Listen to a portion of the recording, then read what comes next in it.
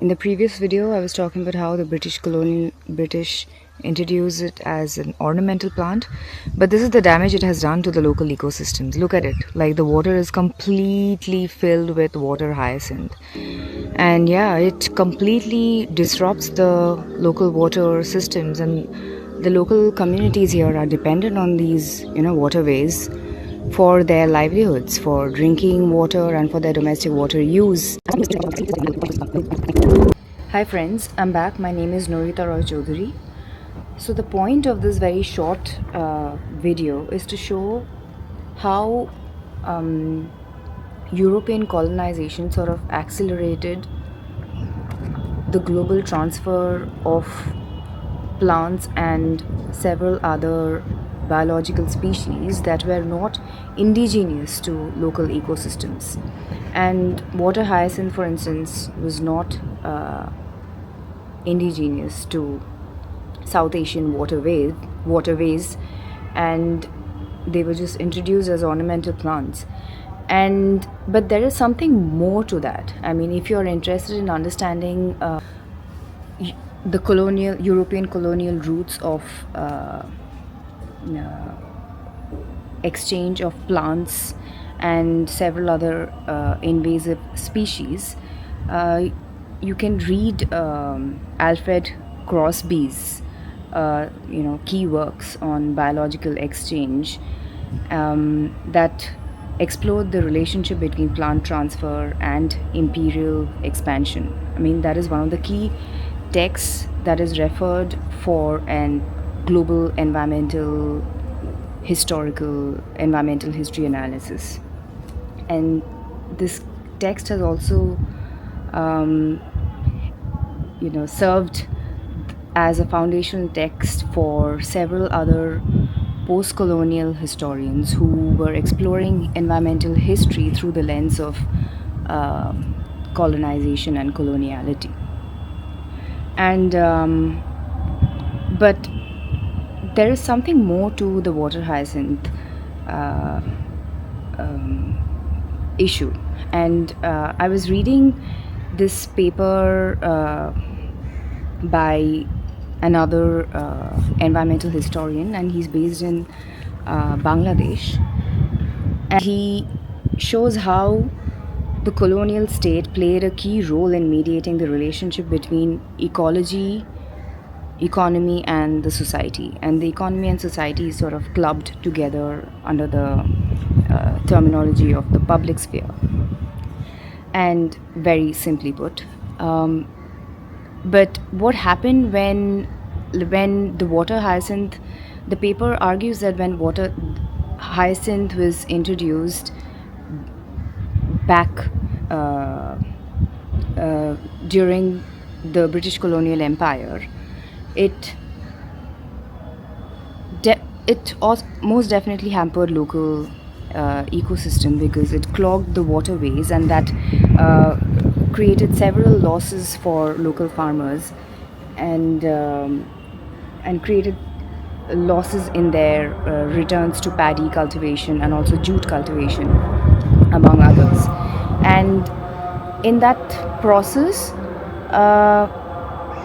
the colonial state back then tried to solve this problem and eradicate the problem of water hyacinth through top-down measures, and with little to no involvement of the local participants who were actually being affected by the problem, such as the rural farmers. And despite the colonial state introducing the law to sort of tackle this problem, it never was successful, either because of inadequate cooperation between the government and the local people who were the rural farmers, or inadequate cooperation among the government departments. And this is the reality till date, which is nothing but, in other words, this is the post-colonial situation, or the post-colonial reality, is that despite the so-called end of formal colonization, the the mechanisms through which the colonial state had functioned sort of was that became the blueprint for the future government, for the future like post-colonial governments to replicate. And and this is not surprising, because 200 years of colonization, for instance, British colonization in India, it it massively transformed institutions at multiple levels and multiple scales, from local to the national, and from the national to the global. And those institutions sort of continue to remain the blueprint for the ways in which resource governance and environmental governance till date is handled. That is essentially the um, one of the key arguments in the paper, is that he writes about the failure of legislative measures to fight the weed.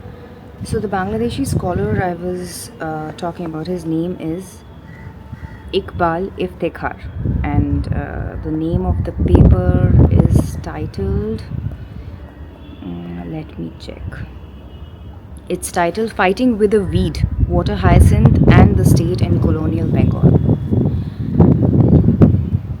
So, in the concluding section of the paper, he sort of nicely argues that um, he explains the post colonial situation by writing that perhaps the strongest threads that connect the colonial state to post colonial state are the varied ways in which the forces, agencies, and ideas shape the unstable parameters of governance. The dilemma of pursuing simultaneous programs in development and conservation persists today in an even more complex form.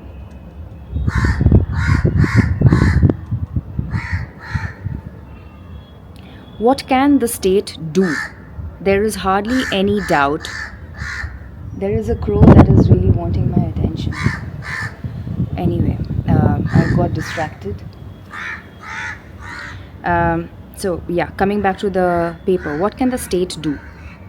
There is hardly any doubt that the water hyacinth is a serious invasive species that has settled in at least 50 countries in the southern hemisphere. But it is also true the state has gained some power with its significant control over science and technology.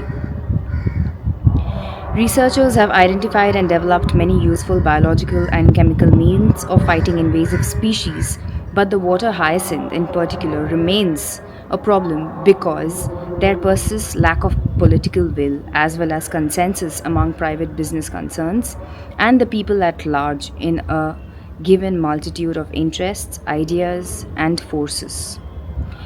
Without finding a solution to the myriad of social and economic problems, scientific feats alone may not be helpful in finding a working solution to the problem of invasive species in general.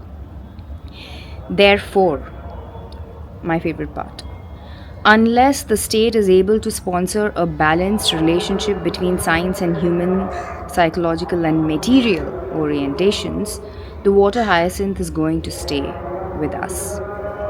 I think, friends, with this, like, uh, in this video, what I essentially want to show is like how um, whatever resources and whatever environmental problems we see around us, each of them, the governance of each of these resources are extremely power laden, and they cannot be construed by removing them from their historical conditions of possibility. And the historical conditions brings us back to, the European colonization, which is not the origin of like species transfer at the global scale, but it accelerated it. There's a difference between something causing something and something accelerating something else. So European colonization sort of accelerated species exchange at a global scale. But there is another thing when that I want to like sort of uh, slightly change the topic in this context, is that we have to be very careful in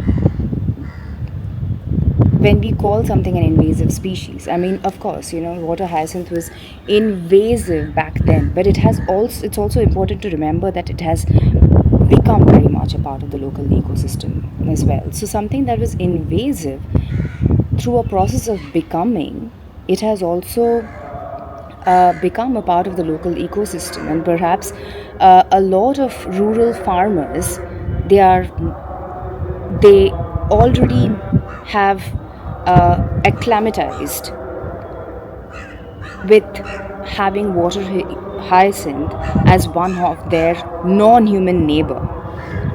And what then becomes important, or is how then do we govern such resources when we have these complexity of like histories of like invasion, and then an invasive species then becomes the native species. Then how then do we govern these resources? I think one key thing that remains is simply local participation, something that was absent in the colonial state, and it's absent in the post-colonial state as well. But local participation is the key. And we cannot move ahead with solutions that come from top-down and modern scientific methods that have completely removed themselves from local realities, specifically because most of the people who are engaging in these reproducing these expert knowledges are not the ones who are facing the actual problems. The rural farmers are, whose livelihoods are affected by these the so-called invasive species.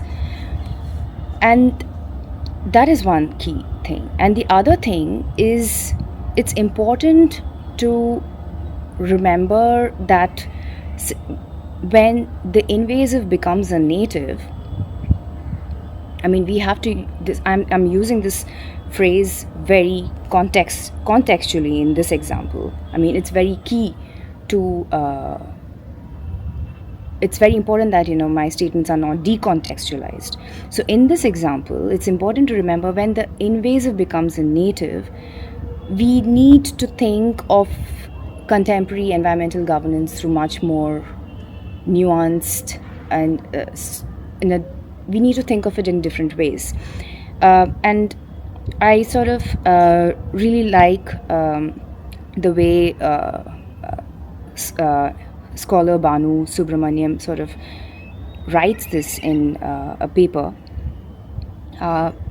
mentioning that, I quote, "We are living at a cultural moment where anxieties of globalization are feeding nationalisms." I would add religious fundamentalism as well, through xenophobia. And this is the real post-colonial situation. And for this reason, because of the cultural moment we are living in, we have to be careful in the kind of words and meanings that we reinforce through our writing of environmental history, or through rewriting a history that is based on